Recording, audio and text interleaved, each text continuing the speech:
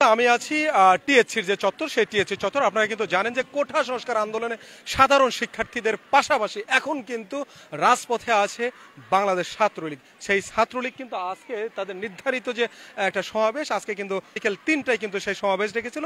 আমরা ইতিমধ্যে দেখতে পাচ্ছি লাঠি সোঁটা নিয়ে কিন্তু ছাত্রলীগ এই মুহূর্তে অবস্থান কর্মসূচি করছে। তারা কিন্তু তাদেরকে প্রতিহত করার জন্য ইতিমধ্যে ছাত্রলীগের যে একটা কর্মসূচি, সেই কর্মসূচি কিন্তু শেষ করে তারা কিন্তু লাঠি সোঁটা নিয়ে ভাবে আসলে দাঁড়িয়ে আছে। অপর দিকে আমরা যদি দেখি যে ছাত্রলীগের সেই লাঠিসোঁটা লাঠিয়াল বাহিনীকে উদ্দেশ্য করে ওইদিকে কিন্তু জনার সৃষ্টি হয়ে গেছে। দেখতে পাচ্ছেন, আমরা একটু সেই রোকেয়া হলের শিক্ষার্থীদের সামনে যাব। তারা ছাত্রলীগের একদিকে মিছিল আর অন্যদিকে রোকেয়া হলের ছাত্রীরা, তাদের আপনারা কিন্তু জানেন যে রোকেয়া হলের ছাত্রীরাও কিন্তু আন্দোলনে সাধারণ শিক্ষার্থীদের সাথে আন্দোলন করছে। অসংখ্য ছাত্রীরা তারা কিন্তু আসলে এই সময় তাদের যে সমাবেশ, সেই ছাত্রলীগের সমাবেশের দিকে আঙ্গুল তুলে কিন্তু কথা বলছে এবং বিভিন্ন স্লোগান দিচ্ছে, উত্তেজনামূলক স্লোগান। সেই স্লোগানে কিন্তু তারা কিন্তু আসলে তারাও কিন্তু লাঠি হাতে নিয়ে এই মুহূর্তে স্লোগান দিচ্ছে। আমরা একটু দেখছি, আমরা একটু সেই স্লোগান কি আমরা ছাত্রলীগ এবং যে বেগম রোকেয়া হলের যে শিক্ষার্থী, তাদের যে মুখোমুখি অবস্থান, আপনারা কিন্তু ইতিমধ্যেই জানেন যে আসলে বেগম রোকেয়া হলের যে শিক্ষার্থীরা তারা কিন্তু ইতিমধ্যেই যে আসলে তাদের যে এক বোন সাধারণ শিক্ষার্থী, সেই তাদের কিন্তু এক বোন কিন্তু ইতিমধ্যে মারা গিয়েছে, যেটা আমরা শুনেছি। দর্শক, ইতিমধ্যে কিন্তু আমরা সেই ছাত্রলীগ সেই সমাবেশ কিন্তু আসলে করছে। অন্যদিকে কিন্তু আমরা দেখতে পাচ্ছি যে বেগম রোকেয়া হলের যে সাধারণ শিক্ষার্থী ছাত্রী বোনেরা, তারা কিন্তু একদিকে আছে আর ওইদিকে ছাত্রলীগের ভাইরা কিন্তু আছে। মুখোমুখি একটা বাকযুদ্ধ হয়ে গেছে। আমরা ইতিমধ্যে দেখতে পাচ্ছি ছাত্রীদের যে সে আমার বোন মরলো কেন, জবাব চাই। ছাত্রলীগের দিকে কিন্তু আঙ্গুল তুলে তারা এই কথাটা, এই স্লোগান দিচ্ছে, আমার বোন মরলো কেন, জবাব চাই। ছাত্রলীগের দিকে আঙ্গুল তুলে কিন্তু তারা এই স্লোগান দিচ্ছে। ইতিমধ্যে রোকেয়া হলের গেটে দুঃসাহসী এই সাধারণ শিক্ষার্থীরা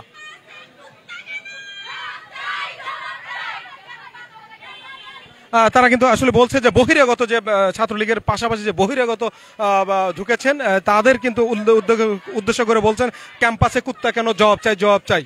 ক্যাম্পাসে সন্ত্রাস কেন, ক্যাম্পাসে টোকাই কেন, এই ধরনের নানামুখী স্লোগান দিয়ে কিন্তু তারা এই মুহূর্তে সেখানে অবস্থান করছে। আমরা সেই বিষয়টি আসলে দেখতে পাচ্ছি।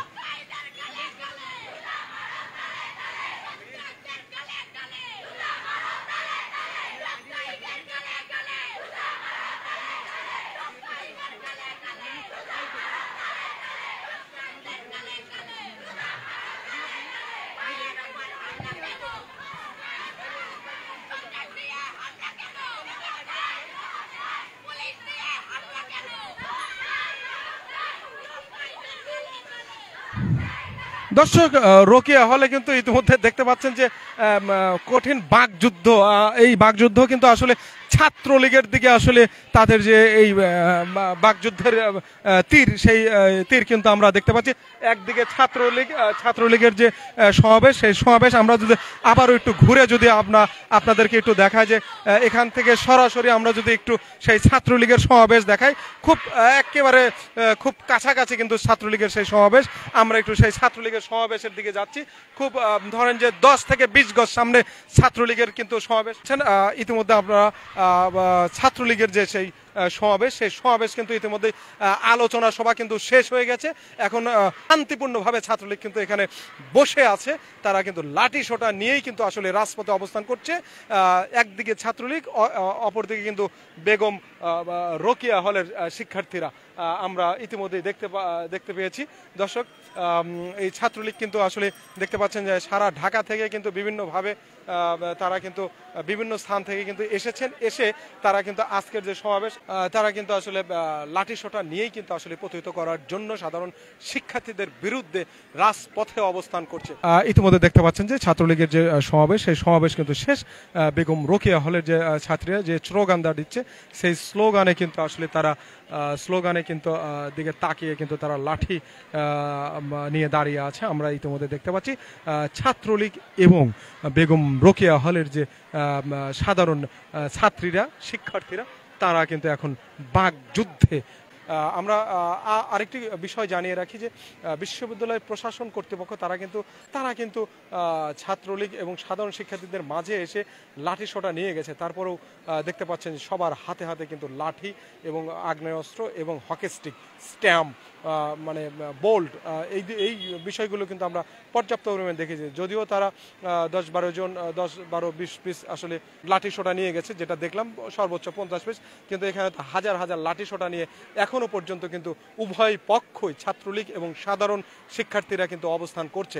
এদিকে পুলিশের যে ভূমিকা, পুলিশের কোনো ভূমিকা এখন অব্দি দেখিনি, কিন্তু পুলিশ জল কামান নিয়ে কিন্তু এখন মাঠে নেমেছে, যেটা দেখলাম দিন শেষে। এখন কিন্তু পুলিশ জল কামান নিয়ে ইতিমধ্যে মেবি আমার যতটুকু ধারণা সায়েন্স ল্যাবের দিকে যে রণক্ষেত্র, সেই রণক্ষেত্রের দিকে কিন্তু চলে গেছে। আমরা যেটা দেখছি যে যার অবস্থানে কিন্তু এখন মোটামুটি শান্ত অবস্থায় আছে। জানি না বাকি সময়টা এর পরে কি হবে।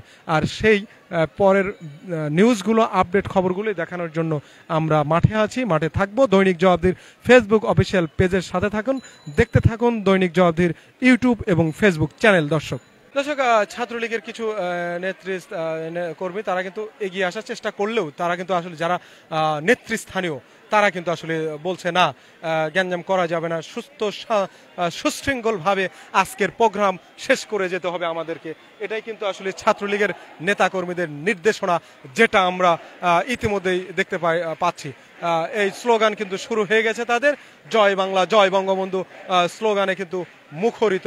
ইতিমধ্যে আমরা সেই বিষয়টি কিন্তু সারা দিন কিন্তু আজকে ধাওয়া পাল্টা দেওয়া উত্তপ্ত অবস্থা ছিল ছাত্রলীগ এবং সাধারণ ছাত্রদের মধ্যে।